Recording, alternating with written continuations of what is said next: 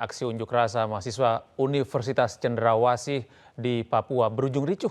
Polisi dan mahasiswa terlibat aksi saling serang dan membuat satu mobil polisi dibakar massa.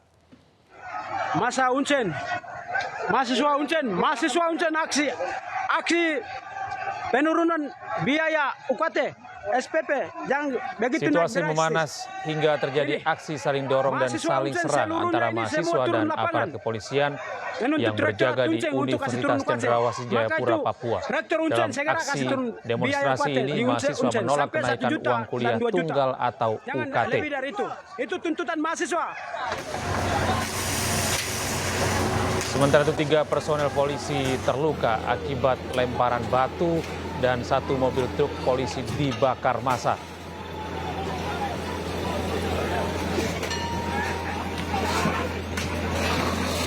Aksi mahasiswa awalnya berjalan damai, namun sempat terjadi bentrokan dengan aparat kepolisian hingga berujung ricuh.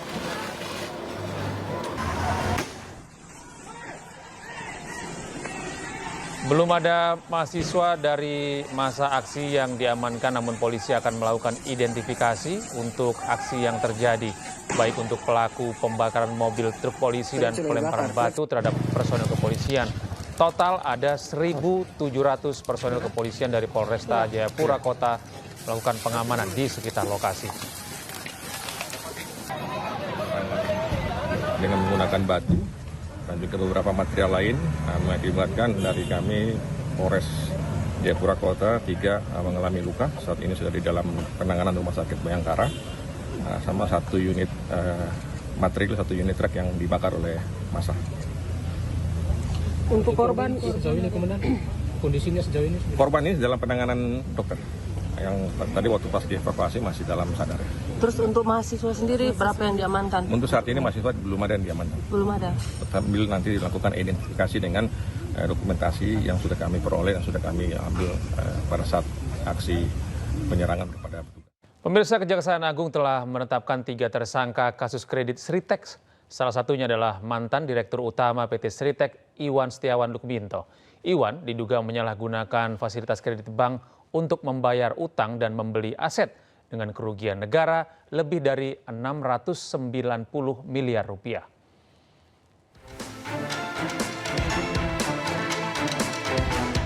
PT Sri Rejeki Ismika atau Sri kembali menjadi sorotan publik setelah Kejaksaan Agung menangkap Direktur Utama perusahaan Iwan Setiawan Lukminto terkait dugaan korupsi dalam pemberian kredit bank kepada PT Sritex.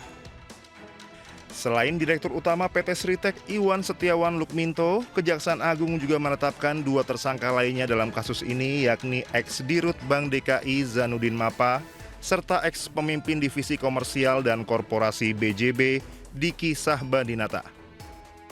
Dalam kasus ini, PT Sritex menerima fasilitas kredit dari 4 bank plat merah, yakni Bank DKI, BJB, Bank Jateng, serta bank sindikasi yang terdiri dari BRI, BNI, dan LPEI. Bank-bank tersebut memberikan kredit lebih dari 3,5 triliun rupiah. Akibat kredit yang tidak terlunasi dari Bank DKI dan Bank BJB, kerugian negara yang ditimbulkan mencapai 692 miliar rupiah. Direktur Penyidikan Jampitsus Kejagung Abdul Kohar menyebut, Iwan Setiawan Lukminto menyalahgunakan pemberian kredit dari Himpunan Bank Negara dan Bank Pemerintah Daerah untuk keperluan membayar utang dan membeli aset tidak tepat. Bahwa pada saat ISL selaku Direktur Utama PT Sri Rejeki Isman Tbk mendapatkan dana dari PT Bank Pembangunan Daerah Jawa Barat, Banten, dan PT Bank DKI Jakarta, terdapat fakta hukum bahwa dana tersebut tidak dipergunakan sebagaimana tujuan dari pemberian kredit, yaitu untuk modal kerja, tetapi disalahgunakan untuk membayar hutang dan membeli aset non-produktif sehingga tidak sesuai dengan peruntukan yang seharusnya. Kejaksaan Agung sudah memeriksa 55 saksi dalam kasus dugaan korupsi dalam pemberian kredit kepada PT Sritex. 3 diantaranya sudah ditetapkan sebagai tersangka. Ketiga tersangka ditahan selama 20 hari ke depan mulai 21 Mei 2025 di Rutan Salemba Cabang Kejagung. Tim Liputan iNews melaporkan. Kejaksaan Agung menilai ada kejanggalan dalam laporan keuangan yang dibuat oleh PT Sri Rejeki Isman atau Sritex. Pada tahun 2020, PT Sritex mengalami keuntungan besar, namun kemudian merugi habis-habisan pada tahun 2021.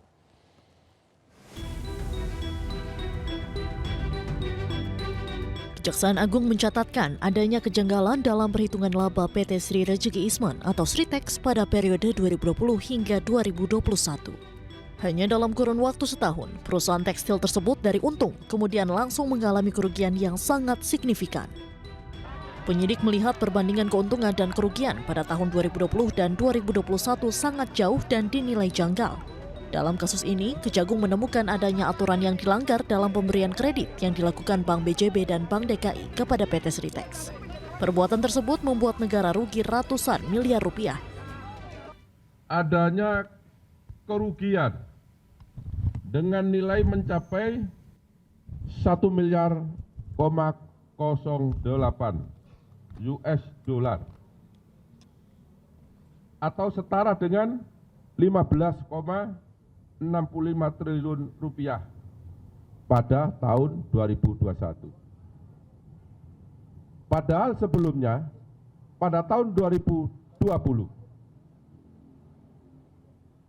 PT Sri Rejeki Isman masih mencatat keuntungan sebesar 85,32 US dollar Amerika atau setara dengan 1,24 triliun. Jadi ini ada keganjilan dalam satu tahun mengalami keuntungan yang sangat signifikan, kemudian tahun berikutnya juga mengalami kerugian yang sangat signifikan. Inilah konsentrasi dari teman-teman penyidik. Kejaksaan Agung telah menetapkan 3 orang tersangka dalam dugaan kasus korupsi pemberian kredit bank ini. Di antaranya Komisaris Utama PT Sritex Iwan Setiawan Lukminto, Direktur Utama Bank DKI tahun 2020 Zainuddin Mapa, dan pimpinan Divisi Komersial dan Korporasi Bank BJB Diki Syahbandinata. Dari Jakarta, Tim Liputan iNews melaporkan. Sementara itu, Wamenaker Immanuel Ebenezer meminta Sritex tetap membayar pesangon menyusul penangkapan Dirut Sritex Iwan Setiawan Lukminto. Noel memastikan pembayaran hak-hak eks buruh PT Sritex harus berjalan.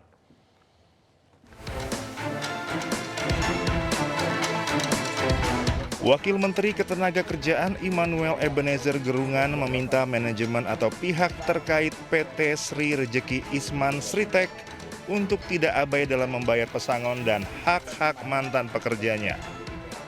Hal ini menyusul penangkapan Direktur Utama PT Sritex periode 2005-2022 Iwan Setiawan Lukminto terkait kasus dugaan korupsi pemberian kredit bank pada PT Sritex oleh Jampitsus Kejagung. Noel memastikan terkait pelelangan aset perusahaan, perekrutan kembali mantan pekerja, hingga pembayaran hak-hak eks buruh PT Sritex harus terus berjalan. Tapi yang pasti siapapun punya tanggung jawab terhadap kewajiban yang harus dibayarkan ke buruh ya. Tapi kita akan tetap mengawal terkait kewajiban-kewajiban yang belum terpenuhi terhadap kawan-kawan buruh Sritex.